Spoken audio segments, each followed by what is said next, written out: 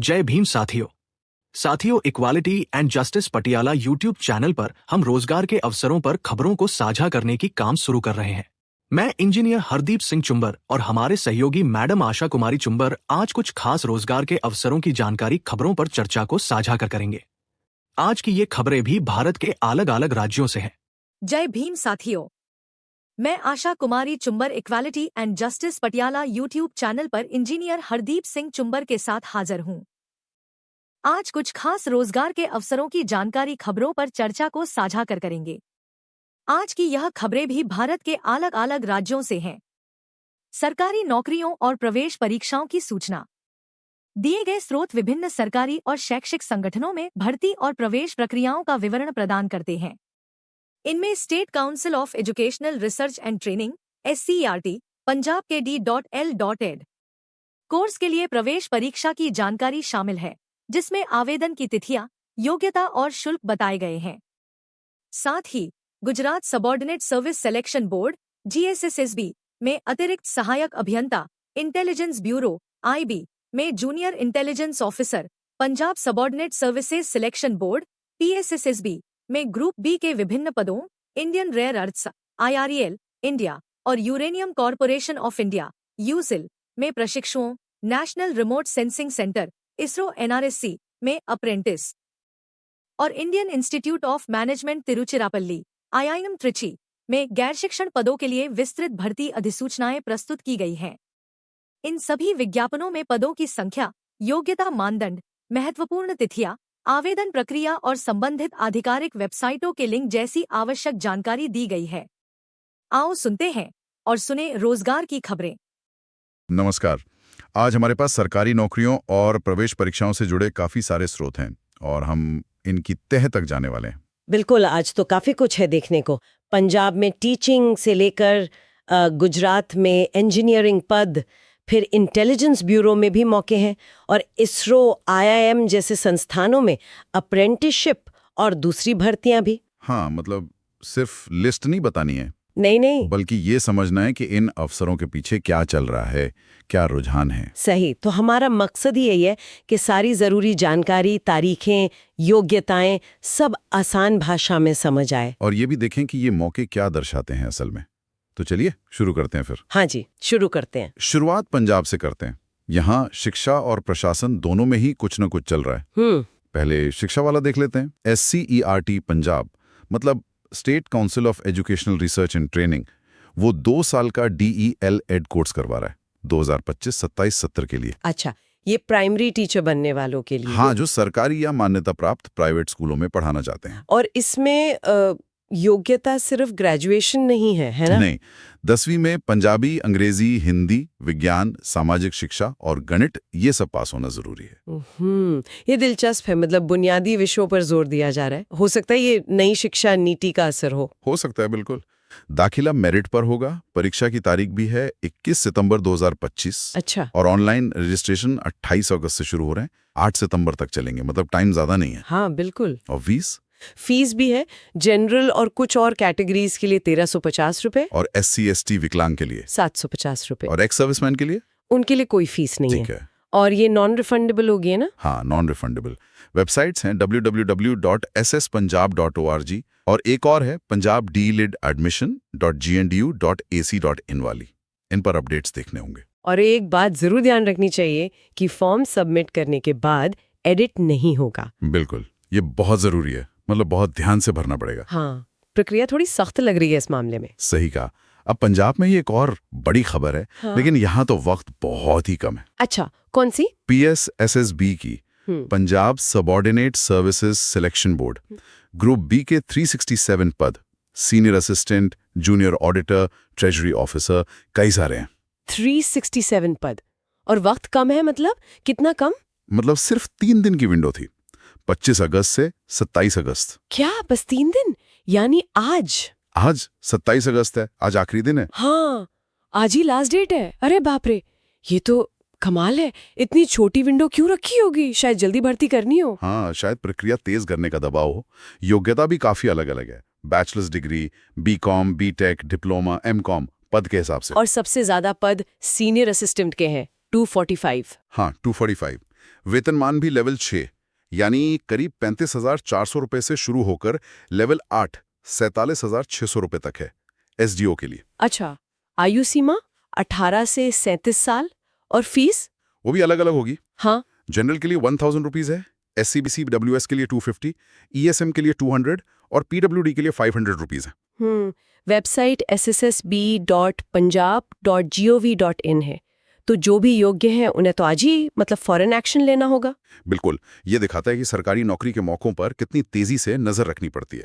कभी भी कुछ भी आ सकता है। सही बात है। अच्छा, पंजाब की इन 2 भर्तियों के बाद अब जरा गुजरात चलते हैं, तकनीकी क्षेत्र में। गुजरात में हाँ, GSSB की भर्ती है, एडिशनल असिस्टेंट इंजीनियर। हाँ, 15 पद हैं। मैकेनिकल या ऑटोमोबाइल में डिप्लोमा चाहिए। अच्छा, सिर्फ डिप्लोमा? इंजीनियरिंग में आयु 18 से 33 साल। और सैलरी? सैलरी बताई गई है 49,600 रुपीज। डिप्लोमा लेवल के हिसाब से तो अच्छी है। हाँ, काफी अच्छी है। आवेदन इसके भी 28 अगस्त से शुरू हो रहे हैं और 11 सितंबर तक चलेंगे। वेबसाइट gssb.gujarat.gov.in है। ठीक है, विज्ञापन संख्या भी नोट कर लेते हैं, 3482002526। ये पद शायद राज्य के इंफ्रास्ट्रक्चर या परिवहन विभागों में होंगे। हो सकता है। 15 पद सुनने में कम लगते हैं, पर जिनकी स्पेसिफिक योग्यता है उनके लिए तो ये अच्छा मौका है। बिल्कुल। अब गुजरात से निकलते हैं और एक राष्ट्रीय एजेंसी की तरफ चलते हैं। Intelligence bureau, IB। हाँ, intelligence bureau junior intelligence officer GIO के पद निकले हैं। 394 पद। 394? ये तो काफी बड़ी संख्या है। हाँ, बहुत। और योग्यता देखो, BCA, BSc या इंजीनियरिंग टेक्नोलॉजी में डिप्लोमा। ये साफ है कि IB अब टेक्निकल स्किल्स पर कितना फोकस कर रहा है। मतलब सिर्फ पारंपरिक जासूसी नहीं। बिल्कुल, साइबर सुरक्षा, टेक इंटेलिजेंस, इन सब की जरूरत बढ़ रही है ना। सही कहा। ये मॉडर्न इंटेलिजेंस एजेंसी की जरूरत को दिखाता है। आयु सीमा क्या है? 18 से 27 साल और आवेदन 23 अगस्त से शुरू हो चुके हैं, 14 सितंबर तक चलेंगे। वेबसाइट है mha.gov.in। ठीक है। और फीस? फीस थोड़ी ध्यान देने वाली है। जनरल, EWS और OBC पुरुष उम्मीदवारों के लिए 650 रुपए है। अच्छा, और बाकी सब के लिए? बाकी सबके लिए 550 रुपए। ये अंतर थोड़ा अजीब है, पर शायद अधिसूचना में वजह दी हो। फीस थोड़ी ज्यादा लग सकती है कुछ लोगों को। हाँ, लग सकती है, लेकिन IB जैसी संस्था का आकर्षण भी होता है। वो तो है, और चयन प्रक्रिया भी इसमें डिटेल्ड होगी। सिर्फ रिटन टेस्ट नहीं होगा शायद, स्किल टेस्ट, इंटरव्यू। हाँ, बिल्कुल। अधिसूचना देखना बहुत जरूरी है।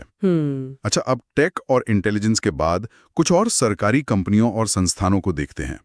अप्रेंटिसशिप के मौके भी हैं। हाँ, अप्रेंटिसशिप, IREL का नाम है इसमें, इंडियन रेयर अर्थ्स लिमिटेड। परमाणु ऊर्जा विभाग के तहत आता है ये। 41 अप्रेंटिसशिप्स हैं। अच्छा, इसमें कौन कौन से हैं? Graduate, technician? तीनों हैं। ग्रेजुएट अप्रेंटिस BSc BTech वाले 4, टेक्नीशियन अप्रेंटिस डिप्लोमा वाले 4 और ट्रेड अप्रेंटिस ITI वाले 33। अच्छा, ITI वालों के लिए ज्यादा है।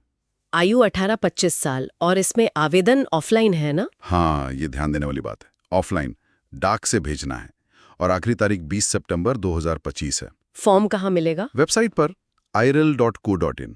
ठीक है। और स्रोत में इसे जॉब्स इन आंध्रा लिखा था, पर विज्ञापन संख्या में MK था। हाँ, IREL MK करके, तो शायद MK का मतलब मानवाला खुरुचि हो, जो तमिलनाडु में है। ये कंफर्म करना होगा अधिसूचना से। हाँ, ये छोटी छोटी डिटेल्स जरूरी होती हैं। ऑफलाइन प्रक्रिया थोड़ी पुरानी लगती है वैसे। है तो, लेकिन शायद कुछ जगहों पर अभी भी यही सिस्टम है। फीस का जिक्र नहीं था स्रोत में।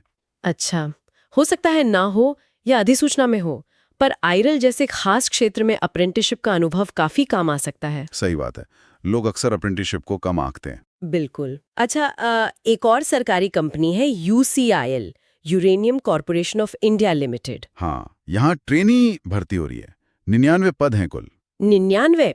इसमें क्या क्या है? मैनेजमेंट ट्रेनी 17 पद, डिप्लोमा ट्रेनी 10 पद और ग्रेजुएट ऑपरेशनल ट्रेनी 72 पद। ओह, ग्रेजुएट ऑपरेशनल ट्रेनी के 72 पद, ये काफी ज्यादा है। लगता है प्लांट ऑपरेशंस या फील्ड वर्क के लिए ज्यादा जरूरत है। हाँ, हो सकता है। योग्यता भी यहाँ काफी फैली हुई है।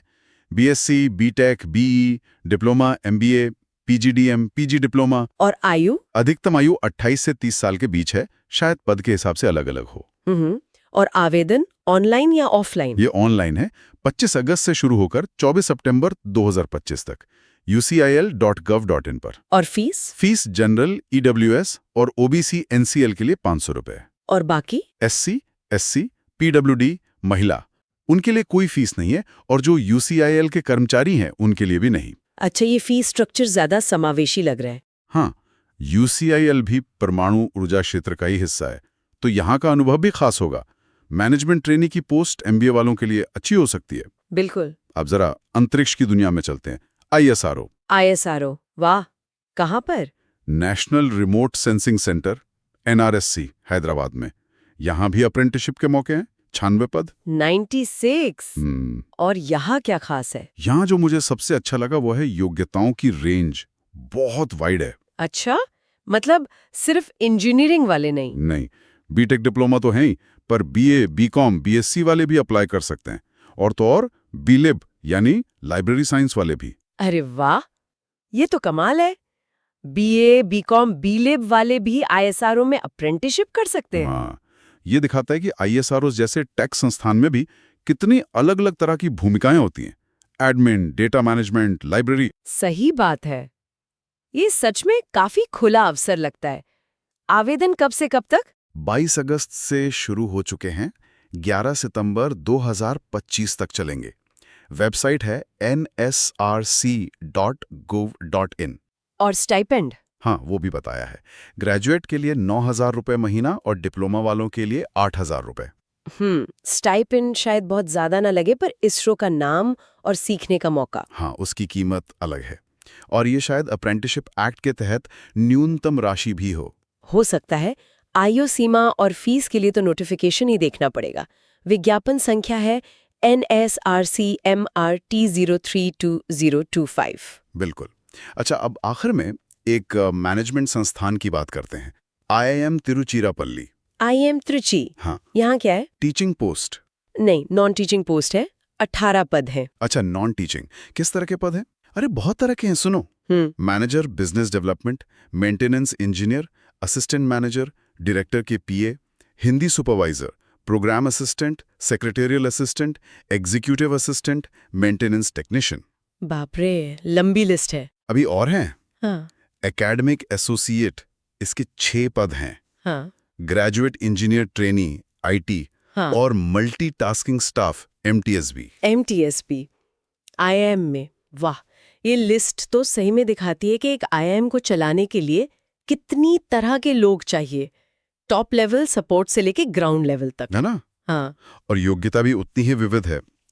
12वीं पास से लेकर कोई भी ग्रेजुएट, BA, BTech, BE, कोई भी post graduate, MBA, MB, PGDM, PG diploma, यहाँ तक कि MPhil, PhD तक, पद के हिसाब से। सही कहा, ये उस संस्थान की पूरी मशीनरी का आईना है। आवेदन कब तक है? 22 अगस्त से शुरू हो गए हैं, 22 सितंबर 2025 तक चलेंगे। ऑनलाइन है imtrichy.ac.in पर। और आयु सीमा? वो पद के हिसाब से 30 से 50 साल के बीच है, छूट भी होगी नियमों के अनुसार। फीस का जिक्र स्रोत में नहीं था, तो वो अधिसूचना में देखना होगा। विज्ञापन संख्या EST-I-2022-2001-002। तो कुल मिलाकर आज हमने देखा कि मौके तो हर तरफ है। Teaching, engineering, intelligence, administration, apprenticeship, management support, हाँ, और अलग-अलग जगहों पर, पंजाब, गुजरात, तमिलनाडु, फिर राष्ट्रीय स्तर की एजेंसियां और संस्थान। और जो मुख्य बातें निकल कर आई वो क्या रही? हाँ, देखो, पहली बात तो ये कि समय सीमा कितनी जरूरी है। PSSB वाला केस देखो, सिर्फ 3 दिन, मतलब अलॉट रहना बहुत जरूरी है। बिल्कुल। दूसरी बात, विविध योग्यताएं, ITI, 12वीं से लेके PhD तक, सबके लिए कुछ न कुछ है। पर हाँ, टेक्निकल स्किल्स जैसे इंजीनियरिंग, IT, डेटा, इनकी मांग साफ दिख रही है। IB वाला उदाहरण खास है। तीसरी बात, आवेदन प्रक्रियाएं ज्यादातर ऑनलाइन है, पर IRL जैसा ऑफलाइन भी है। और फॉर्म ध्यान से भरना कितना जरूरी है, खासकर जहां एडिट का ऑप्शन नहीं है, जैसे SCEIT पंजाब में। हाँ, ये बहुत जरूरी है। और चौथी और सबसे अहम बात, आधिकारिक सूचना ही सब कुछ है। हमने सारी जानकारी दी, पर असली डिटेल्स जैसे आयु में छूट, सिलेबस, चयन प्रक्रिया, सही लोकेशन, ये सब तो मूल विज्ञापन में ही मिलेगा। बिल्कुल सही। उम्मीद है ये सारी जानकारी हमारे श्रोताओं के काम आएगी, उन्हें सही दिशा चुनने में मदद मिलेगी। हाँ, बिल्कुल। और जाते जाते एक सवाल छोड़ जाती हूँ सोचने के लिए। अच्छा, ये जो अलग अलग भर्तियां निकलीं और उनमें जो योग्यताएं मांगी जा रही हैं, इनके पैटर्न को देखकर क्या हम ये अंदाजा लगा सकते हैं कि आने वाले 5-10 सालों में सरकारी और सार्वजनिक क्षेत्र किन स्किल्स को सबसे ज्यादा महत्व देने वाला है? क्या ये भर्तियां भविष्य की नौकरियों का कोई इशारा कर रही हैं? ये तो बहुत दिलचस्प सवाल है। सोचने लायक बात है कि आज की जरूरतें कल के लिए क्या संकेत दे रही हैं। बिल्कुल। इस पर जरूर गौर करना चाहिए। खैर, अगली बार फिर मिलेंगे कुछ नई जानकारी और ऐसे ही विश्लेषण के साथ। धन्यवाद। धन्यवाद।